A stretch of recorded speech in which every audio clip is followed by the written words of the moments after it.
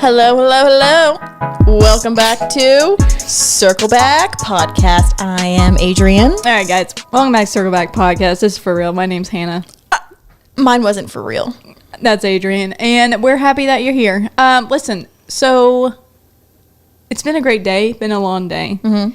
So the way we do it at Circle Back is we do, this is our secrets, but we do all of our episodes in one day for a month. And so it makes for the day to be long, but then I don't miss out on my, family every single Saturday. Mm-hmm. So, pros and cons. So, any hoops. Right now, this is going to be just such a lovely podcast. I'm excited. Because guess who we have on today? Who is it? Mary Howell. Mary Elizabeth Howell. Oh, wow. Her initial spell, meh. My full name. Meh. Your entire name's out there now. Oh, there you go. Into the world. How's it going, Mary? It's going good. It's going good. Yeah. That's fantastic. I'm glad to hear it. So Mary and I have known each other for the past year and a half. Mm-hmm. Yes. Yeah. We had Jordan on earlier. Oh, nice. Mm-hmm. You're going to have to edit all the laughter out from the back. No, it wasn't too bad, actually. He's going to be listening to this like, how dare you? Yeah, it wasn't He as said bad. the same thing on his Yeah, podcast, we did we had a trigger warning for his laugh. Yeah. So, all is well. Yeah. There you go. So I was just saying, the reason I brought him up is because the story about him is pretty much the same as far as like how I met you with the church. And, if you guys didn't listen to Jordan's podcast, first of all, you should. But second of all, basically Mary and I met by her church planting in Tullahoma and they kind of just took over the building that we were in, and that I was part of a church staff before. So kind of meshed and crossed paths that way. And now we hang out quite a bit. Yeah. Game nights, the whole 9 yards. Game nights, waterfalls, movies, all the D&D soon? D&D soon. All right, Yeah. perfect. Ooh. These fools talking about D&D.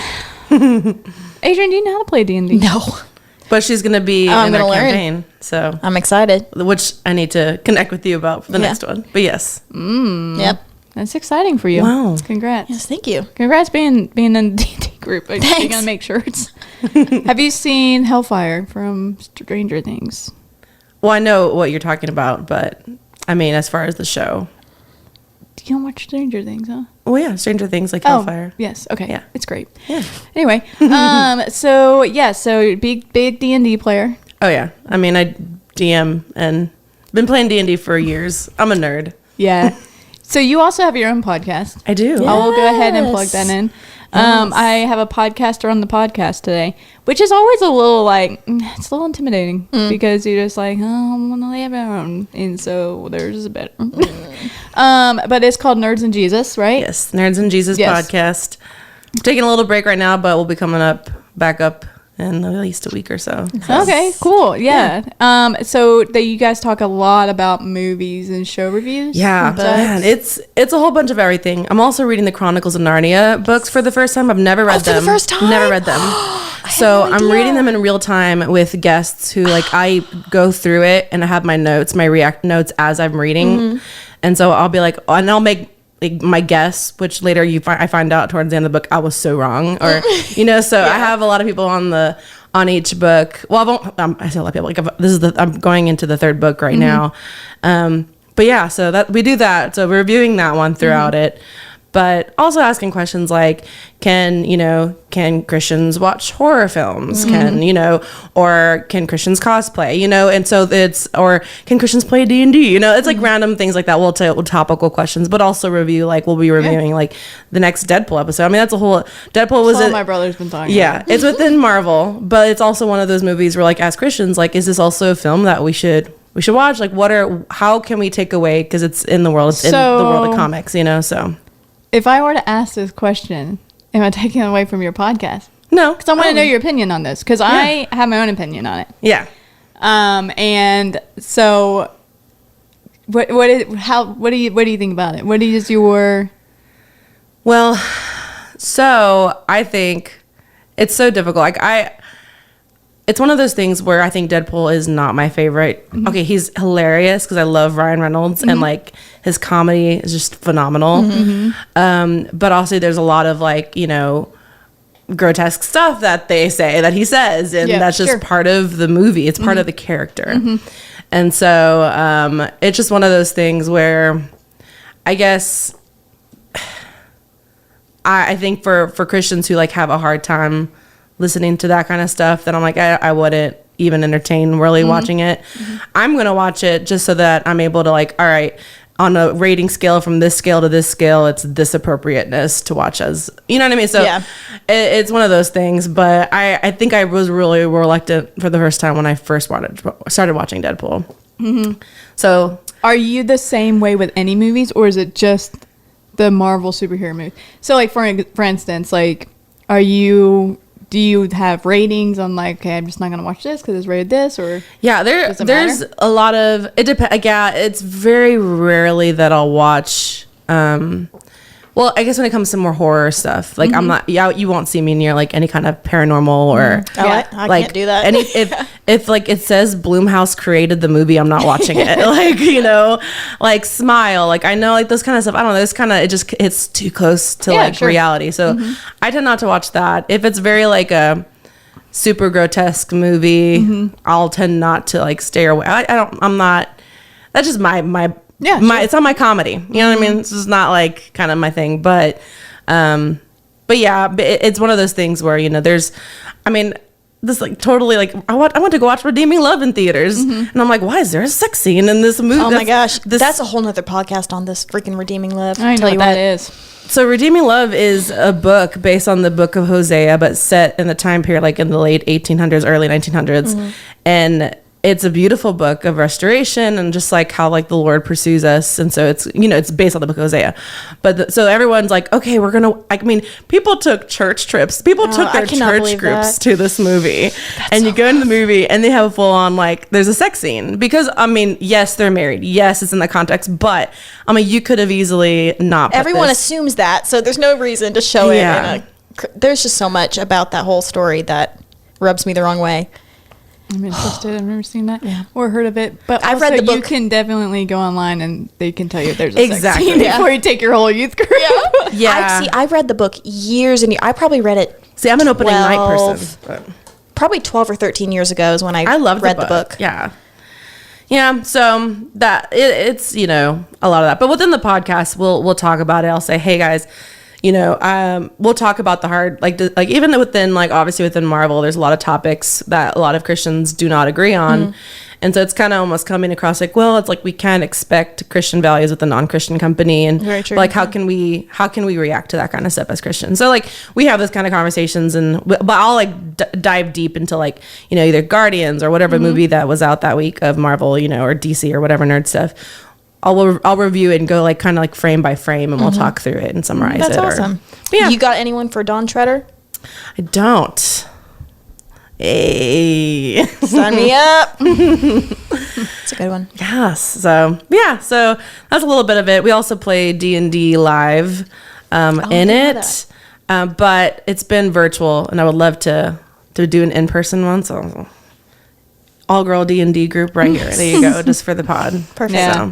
So, I think that's really cool. I think that, you know, it's important to have this mixture, a healthy mixture of world and Jesus, and to be able to see them, because I think a lot of times we're so like, it does say like, you can't serve both, and I believe you can't serve both. However, we live in the world, right? And so we're going to have to live in this world and show who we are or what we believe. And so I think it's just interesting that you can there's one side of it that, you know, think you're going to hell if you're watching and saying and whatever, and then there's the other side of like whatever. So I think it's cool to have something out there. I think since I started the pod, I kind of got into this whole community of Christian nerd world. There are nonprofits out there, like I'll name drop some. Like there's one called Love Thy Nerd, which is a nonprofit that specifically does mission trips to different conventions across the United States. Oh, that's neat. But it's not what it's not like going in there and like, all right, we're going to talk about Jesus everywhere. No, like they bring a team of experts in their field, expert maybe in World of Warcraft, or expert in D&D, or expert in, Pokemon, or whatever their field is.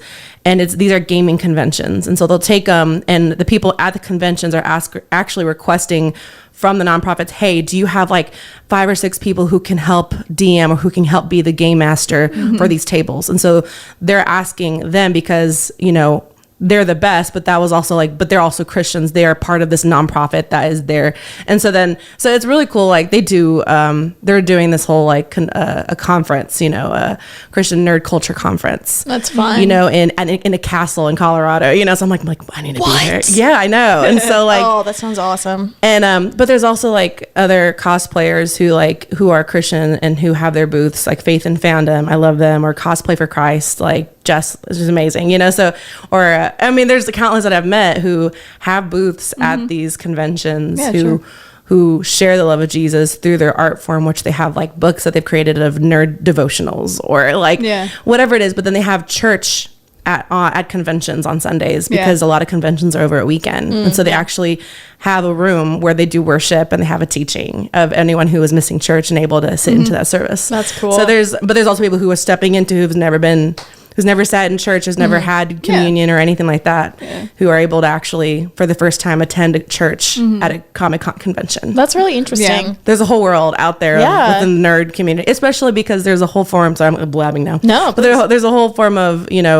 what can we do? Because as Christians, we have to also watch out of not falling into escapism within like fantasy, within nerd culture. And so, that's a huge topic I love talking about also, of like, how can we as Christians not fall into being overly obsessive over, because we can, like, there's a video game that I may have played, Baldur's Gate 3, and played 300 hours on last year, but that's the reality. And realizing afterwards, hold on a second, you need to be more conscious of how many hours you spend on gaming versus in the Word. It's just like anything else. It's anything else. We all have our thing. Exactly. Yeah.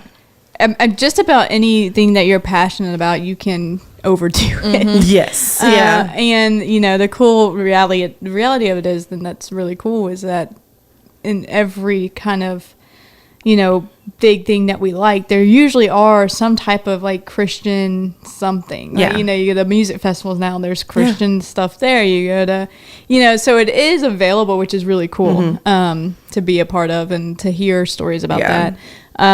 Matthew was in like a therapy group, like a group setting therapy, where they played games the entire time. And they had therapy. And I would come in and get something out of the room, and he's playing, and like they drop more wisdom than a lot of my therapy sessions. I'm like, should I just play a game? No. Which, if someone has game addiction, that might not be the best therapy group for you. But I think it's really cool that we're making it more accessible to people. Because not every single way is going to be the way for one person. And it is interesting, within like just what I found within like just the world of either D&D or nerd culture. There's so much more folks who are agnostic or atheists.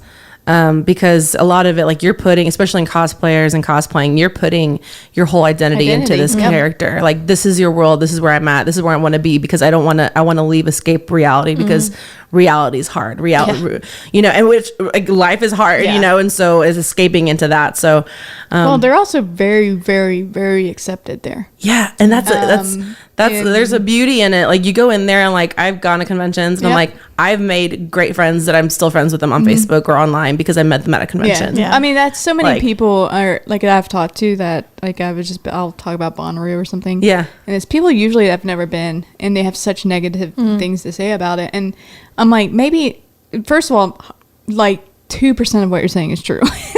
Second of all, have you ever been in a place where for a split moment, the person who's never ever felt that they were seen have been seen, like, or being seen, and look, here's like the common goal, like, and we were talked about this on a podcast before this, but I was listening to something, and this guy's completely against any religion. He's atheist, and he was just saying that you'll never find a place like AA, or he was talking about like pride parades, things like that. He's like, tell me another place that you can air out your laundry and be accepted. And I was like, oh my God, this should be the church. Yeah. But the reality of it is that it's becoming harder and harder with the church, I believe, sometimes. And that to me is a really beautiful aspect of these things. But at the same time, it's like, we need to do better. Yeah. It's a good look at like what it, you know. It's so interesting. And even within the being accepted and stuff, there was one of the guys I was talking to on a pod who had his booth at a convention, and so right before that there was Christians who had picket signs saying you're going to hell, all this stuff going into conventions. That's really common actually. Yeah. And like Comic-Con things? Yeah, at conventions. Really? So like I've seen a lot of Christians don't like cosplay and stuff. Yeah, I've seen them at Dragon Con. They're especially San Diego Comic Con. There, it's a big. All of them was. Didn't know that. Yeah, Heroes and Villains or Wizard World, whatever, all of them. But not every time, but they're usually there. And so he said that they were there that day, and he had his sign of just like Nerds in Christ, of just. And that, and even they gave away sometimes, like some of these guys also give away free food, free donuts, free whatever, and just to have a place. And so this girl had come up and weeping and said, I just saw their sign. Does this mean I'm going to hell? But I see your thing, like, does God still love me even though I cosplay? Because she's new. And didn't know. Exactly. So he was able, to pray with her. And so he, all of them say, like, whoever has their booth, like, there's mixed, obviously emotions. You're going to have people who come in and think, this is amazing. Like, this is what I needed, and have those godly conversations. And there's people who's going to go and try to throw their table, and get mad. And so, but one of their hearts also is, how do we love the other merchants, the other merch booths that are there, because they're right next to them the whole week or the whole weekend. How do we love on them, and so it's really cool. So it's I don't know, it's a world that's fascinates me, which is why I started the podcast, because like I saw that in person. Yeah, I'm all for things like that. I mean, like, I would not call myself like, I don't know nearly enough to be able to be like, yeah, I cosplay and I do all this stuff, but like, I love going to places like conventions. I love going to music festivals, things like that, because like, it just opens up your eyes to a different world. But also, if we're gonna pretend that we're gonna try to love people, you can't just throw stones at stuff you don't even understand. You know what I mean? It's a sad reality that we live in, that a lot of times it's just our ignorance that is fueling our hate. Yeah. And then don't get me wrong, there is some evil out there, but there's evil everywhere. Like, exactly. It's not just at the comic convention. It's not just at Bonnaroo. It's not just in LA. I was about to say, it reminds me a lot of when I told people I was moving to LA, and I went to Mitch and Kyle at the Experience. They're the worship pastor there, and I told them that I was leaving, that I was moving to LA, and I kind of expected the whole like, oh, LA, maybe not the best idea. It's pretty dark out there. But they were nothing but encouraging, and basically were just like, yeah, you'll need a strong foundation while you're out there, so we'll reach out to some people we know. And it was just so refreshing to have the encouragement and not automatically the, oh gosh, that's a horrible idea. Because for some reason people think LA is like Sodom and Gomorrah. Yes. I don't know. That's the first thing. I promise you, people are just as crappy here as they are in LA. It's not. Yeah, I think I think it's just out of fear. Yeah. It's out of fear, and it's out of just not knowing. You know. Now that's just gonna be something we're gonna deal with. You know, there's no changing that, and but the reality is we can change that, like and just how we respond to things, or what we put out there, or whatever. And it's just really cool to see, like, it's okay, everyone calm down. And as Christians, like, it's okay to talk to strangers. Oh my gosh. Like, I don't know, it's one of those things, like, if you're at Starbucks, whatever, like, get to know your barista that you go to every week. You know, if you go every day, like, get to know them. Like, dude, I be talking in laundromat. Exactly. Oh, you were. And I hate talking as I sit here and talk. I think it's the we miss out on so much just because we don't Or we're looking down at our phones the whole time, ignoring the person who's just sitting there, you know. And that's just one of my goals. I always try to do better. I'm being less addicted to the phone, but I always am like, I'm gonna go back to like another one of those like simple flip phones. I was like, I will not survive. Like, I think about it like maybe one day. Yeah, that's a whole nother thing. I just try not to use it much, but I think at the end of the day, if you need a flip phone, do a flip phone. Yeah. But there's the computer too. Like, you know what I mean? You'll always find a way. I think what it comes down to is just like control. Yeah, self-control. Like, and you know, it is. And you know, you can do all the right quote unquote things, but at the end of the day, you're making a decision. Yeah. Like, you know, it's just like the person who stops drinking. Like, you stopped drinking and that was the decision you made, but you could easily get it anywhere. You know, like, it's a very accessible thing, just like the internet is. And so, yeah, boy, oh boy. That's a podcast and a podcast there, Mary. Oh yeah. Yeah. All the subjects. So you are now at the Experience as a full-time. I am worship pastor. Yeah. And so you've been, it's been like a year and a half since you guys been there. I think so. It's gonna be 2 years this fall. Yeah. So Wow. 2 September, years maybe? in November 6th. Okay. Yes. That's crazy. Right? Yeah. It's kind of like, I was like, how is it gonna be 2 years? I don't know. But yeah, 3 years since I've been on staff, but yeah, 2 years. Yeah. But the team's great. It's so much fun. Wild. It's me and all the boys. Yeah. Which happens to be even within not just like our team here, you know, at the Experience, but also like within our whole even worship production. At least there's another girl too with me, a worship pastor in the Shelbyville campus. But yeah, so it's both of us again with all the boys everywhere. Now, did you go into the Experience wanting to be a worship pastor, or was that just something that... I've been at the church. So the church as a whole is 15 years old. Yeah. I've been at the church for 13 years. So I mean, I went in as a 18-year-old, you know, college first time, you know, moved from Texas and not knowing anybody, coming here. And originally I wanted to go to Belmont, but that was too expensive. So then I was like, okay, I'll go to MTSU instead, and studied music business. And it was like kind of how I found out about it, because I was just in the music building and there was a sign like looking for like a Christian worship leader, a female worship leader to start a band, you know, just a college student starting a band together. And at the time my whole mindset was just like, oh, this is my moment. Yeah. I moved here to Nashville area because I want to be a famous Christian singer. Like that My parents will be so proud. like, this is Finally. this is it, you know, because coming from like I'm from El Paso, Texas, which is on the border of Mexico, and the town very, very different, you know. I was just like, all right, get me out of here, I'll move, you know. I left, I mean, no one else, my family was still there at the time.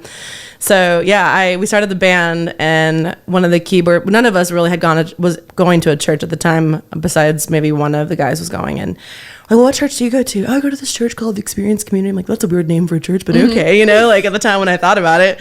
And I was like, so where are y'all located? Like, oh, it's at this little convenience store. And it was where the Quick Mart is in Murfreesboro.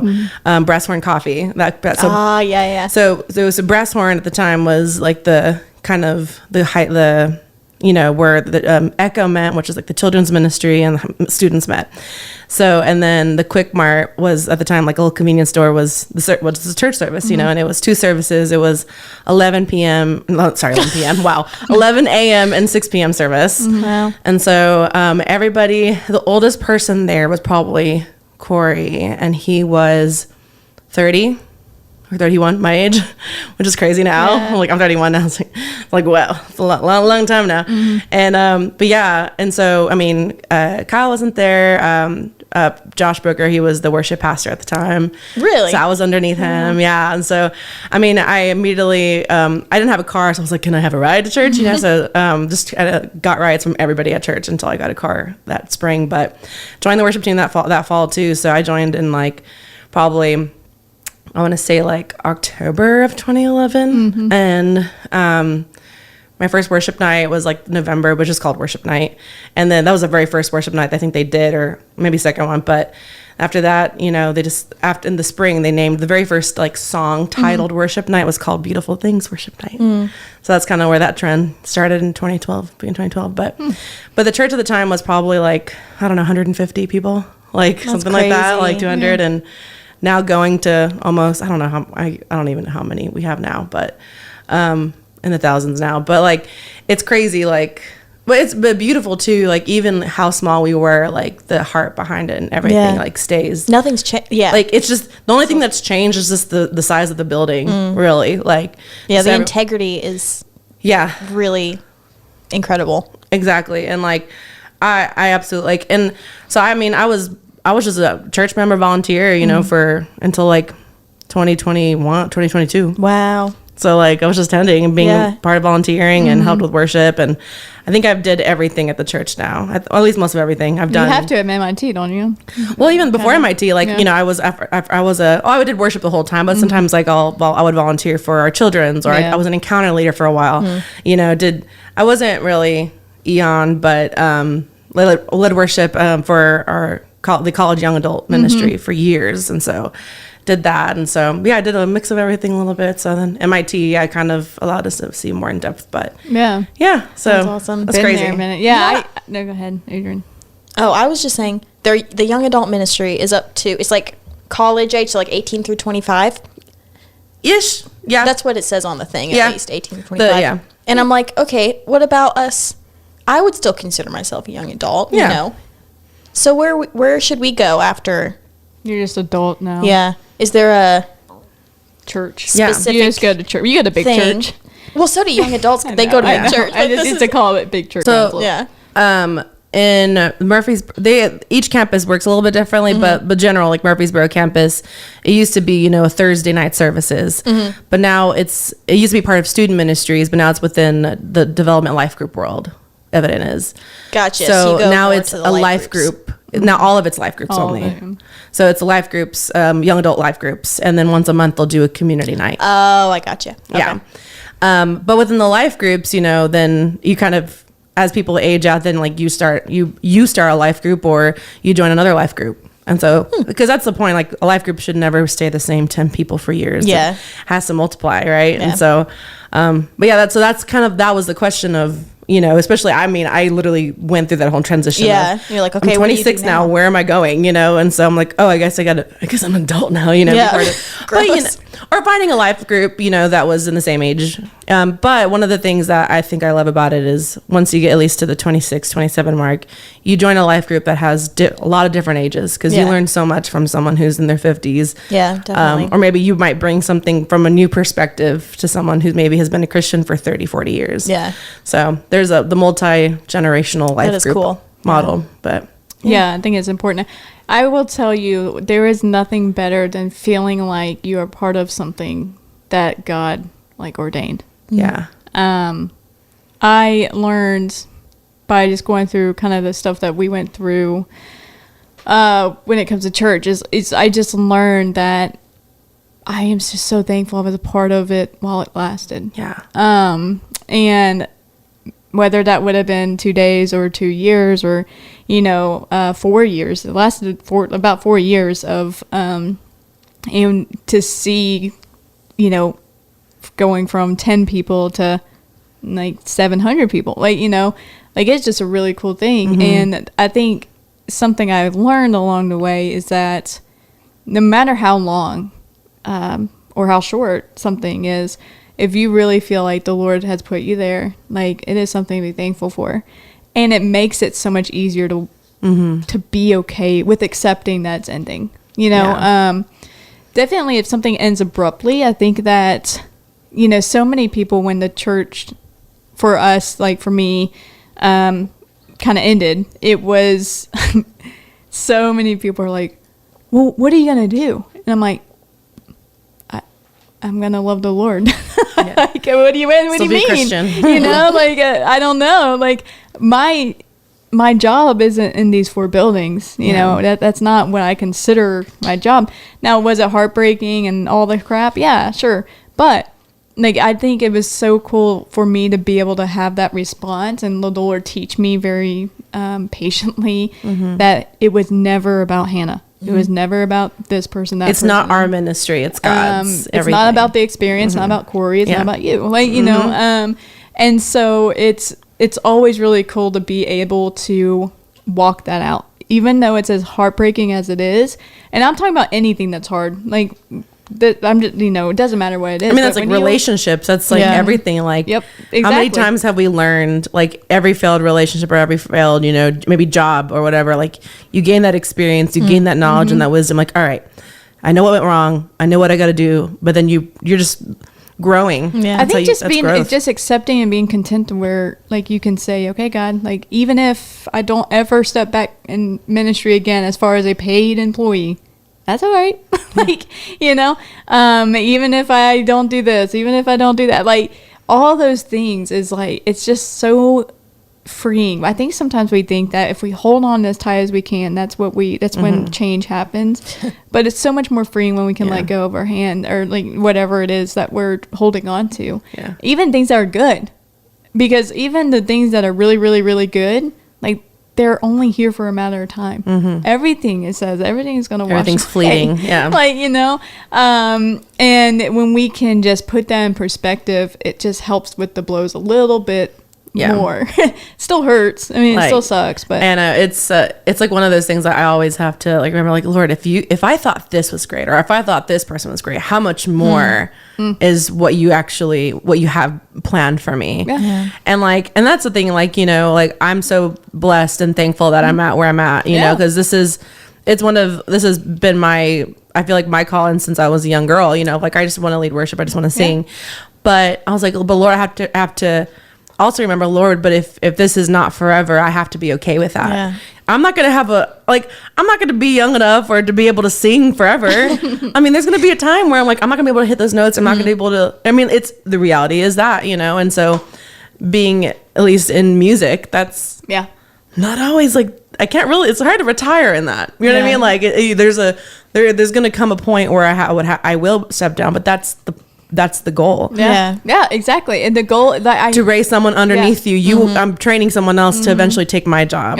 That's that's discipleship. You know? Yeah, and to be able to nurture the gifts that they are given. Exactly. And to be able to see that not as a competition, but as something that you can help them grow into. Exactly. Is the most incredible thing. Like, that's the goal. That is the only reason we are where we're at today, is because people in other generations before us made it happen.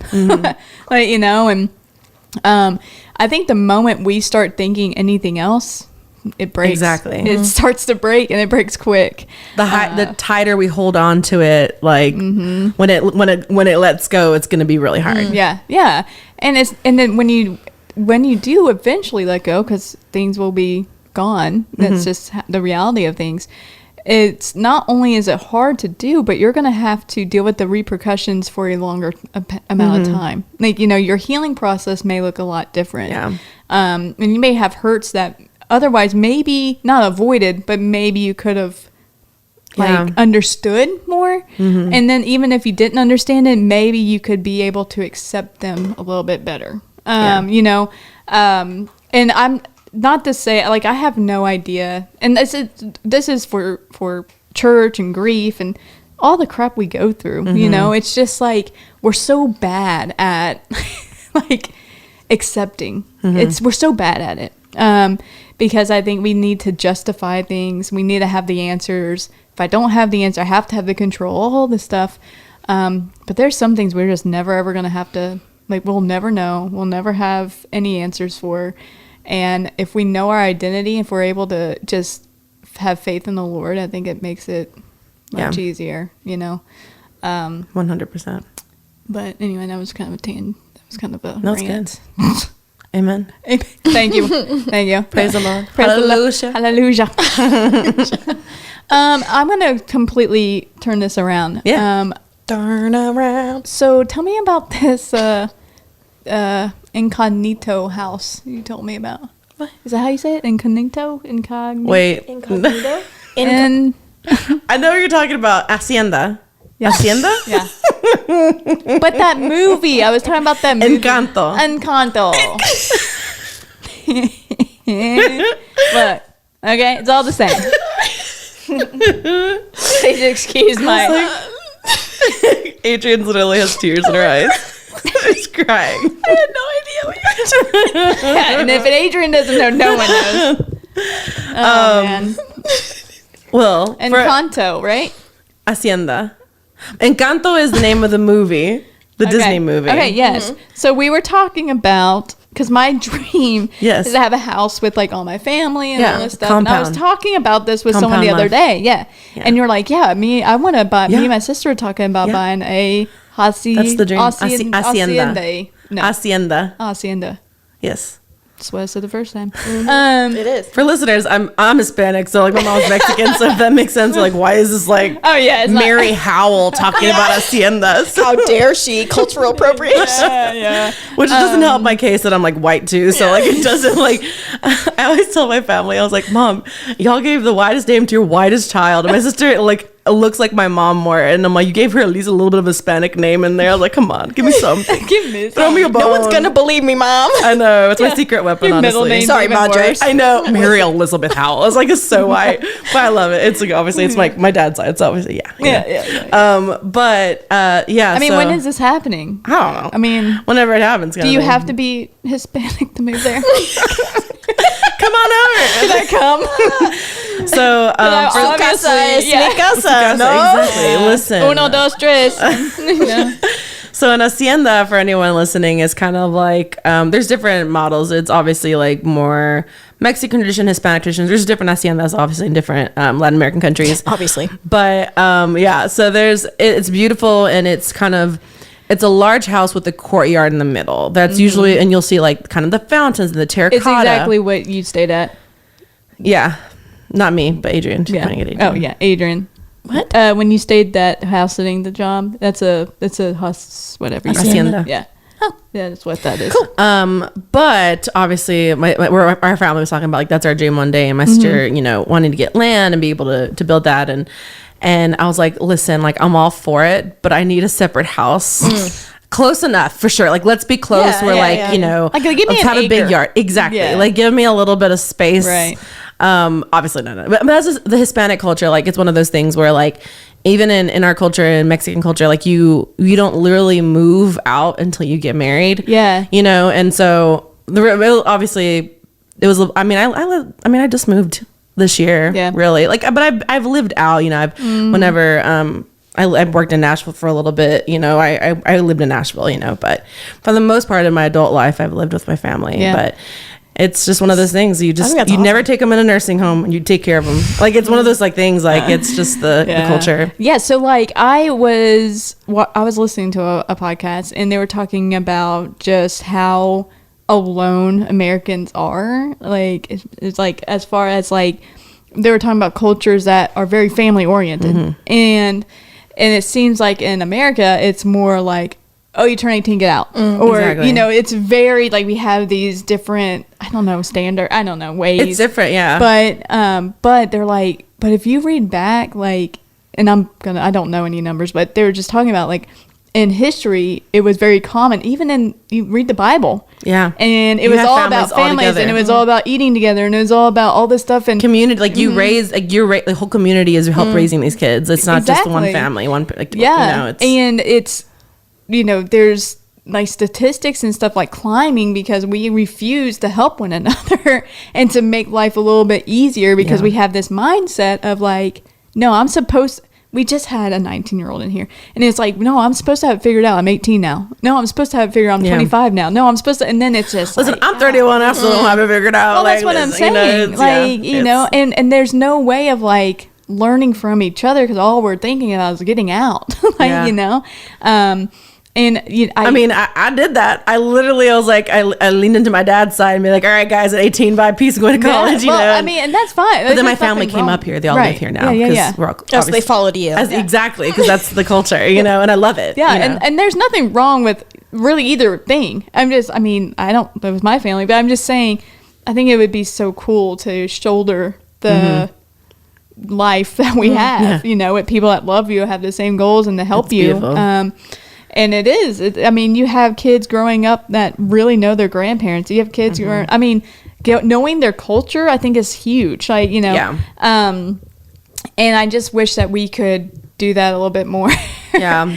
I think I would say this. I think maybe I've started to realize, or at least take notice, that I think a lot of people in the States are starting to shift to that mentality a little bit more. I think so. I think you're right. I think it's realizing like, hey, we've tried to do this, like, but I think it's our generation. Maybe it's our generation. I think you know, it is. it's definitely millennial, maybe Gen Z, Alpha. I guess Alpha's coming up too, and then Beta is the next one after that. Wow, it's crazy. But anyway, I know it's like all the generations. Sci-fi. It's crazy.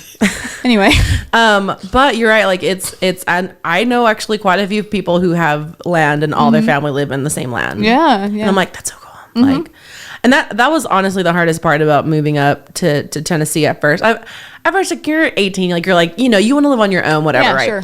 And then once my parents and my sister moved up, it was just the four of us. And holidays were harder because we're used to, like, you don't understand, like, our whole family in Mexico would cross the border and have Thanksgiving dinner with us, like Thanksgiving.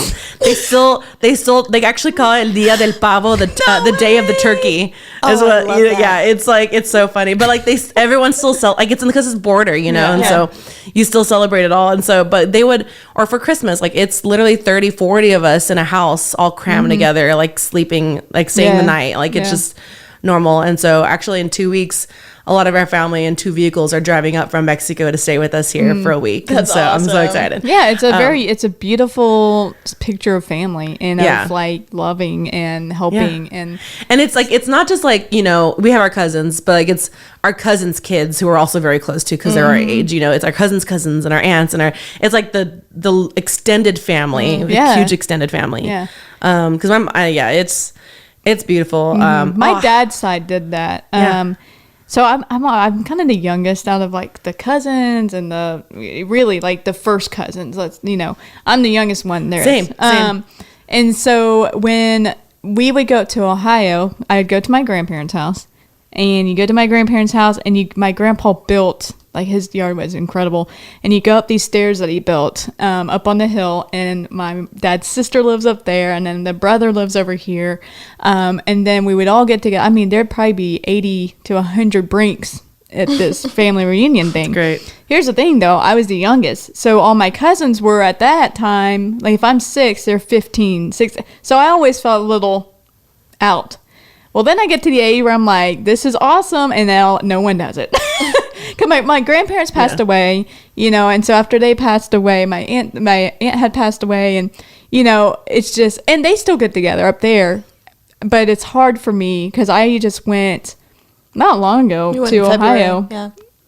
March, because Mom died a week after. Yeah, March. But we went in March, and I stayed with my cousin Emily, and I was thinking, man, if only I could. I wish this was so cool because I'm an adult now and I can talk to you like adult things. And my brothers and them all got to hang out, and I was always so jealous of that. And I don't know. I kind of had a picture there, but I never got to live it. If that makes sense. Yeah. Like, I was like, I saw it. I yearned for it, and then I was old enough, and then it was gone. But we also moved down to Tennessee. Like, we were the only family that moved. Everyone stayed up there. So yeah, I think it's such a cool thing, man, for you to have. I mean, you guys kind of do that. I mean, on a much smaller. Family. I'm just talking about like your aunt and uncle. Yeah, and also like cousins. Your nephews or your nephew and your nieces and all them, like they're close, like they're friends, and I just think that's cool. The family aspect is really cool thing to me. I think that's always the hardest. But one thing I think we, you know, for a couple of years, you know, we did the whole Christmas just 4 of us, you know, which is hard doing like those, because it's such a drive to El Paso in Mexico. It's literally like, I don't know, I think it's like 15-hour drive, you know, and that's really a 2-day. We split into 2 days usually. Driving through Texas is like, it is so long. Especially Interstate 10, driving from like San Antonio through the desert. I went to Texas one time. Really? I love Texas. said worst. Listen, I will always be a Texas girl, like, but I love Tennessee too. But yeah, it's El Paso, Texas. Because El Paso, listen, you get all the best food. You get the best Mexican food, the best Texas brisket. You got a mix. It's all the restaurants literally in Mexico had to close down because of like violence and cartel stuff, you know? And so they literally just opened their business across the border. So you have the real, you know, Mexican food. Like, listen, it's amazing. Side note right now on TikTok, there's these like two British guys who are always in America traveling. Yes, Josh, they're in El Paso, Texas right now. And like their last video together that I saw was them trying to cross the border to go to Juarez, but we haven't set an update for that. I'm like, that's amazing. Two British, anyway. So Josh from England. Yes. Sponsor us, Josh. Yeah. So anyway, I thought that was funny. Anyway, I forgot where I was going with that. I don't know, but I love the fact that you're like, and then blah, blah, and then all of a sudden you switch to like, I don't know, but you're like, listen, okay? Escuchar, mirar. Yeah, I was like, she's serious. We better listen. I was like, listen, Linda. Yeah. That's awesome. I was going on a tangent there and I completely forgot. We lost it. What was my Josh. train of thought? It was before that. All the best Mexican food is right They there. just came across the El Paso. border. Cartel. It was before that. This is what happens when you have someone who have ADHD on So a podcast. speaking of the cartel, can you tell us about your time? And I have I actually went to school with a lot of their kids. Really? Yeah, they crossed the border. Our high school was known as the high school with the cartel's kids in it. I didn't know who they were. I mean, I was a choir Could president. you imagine geek, you them? know, You were like choir president. I was. could you imagine no them way playing she was football with the together? Oh, We gotta play the cartel team. Yeah. Shouldn't say that. Yeah. All right. They're coming. Yeah. They're coming for you. Okay. We love all. Okay. So I don't know what you're gonna say there. we love all of the cartels. yeah. I mean, in the world. Wait, I remember what I was saying now. thank God. So anyway, so having Christmases, with just four of us. But there was so the church that we had grew up in, in El Paso, the Spanish they have a Spanish pastor, and he called us up and said, hey, there's this family that's actually just bought land. They're building in Woodbury, but their daughter is actually moving up to Murfreesboro and Smyrna if you want to meet her and everything and catch up. So we were like, yeah, of course, so they had started going to the church that we grew up in after we left. So they were there for a couple of years and we were already here. Anyway, long story short, now our families are so close. We do every holiday, every birthday. That's so sweet. Our best friend Brenda, her and my sister were roommates. They come to the church. We're just all of us. We're close, so That's close awesome. now. But it's the fact that hey, it's now at least there's 8-9 of us now at Christmas dinners, and that was just our prayer. Lord, and my sister and I are not married or have kids or anything like that. So it's harder to not have a huge family, when just 4 of us, you know. So anyway, so it was definitely a blessing. So Well, that's great. I'm glad. You're always welcome in my Christmases.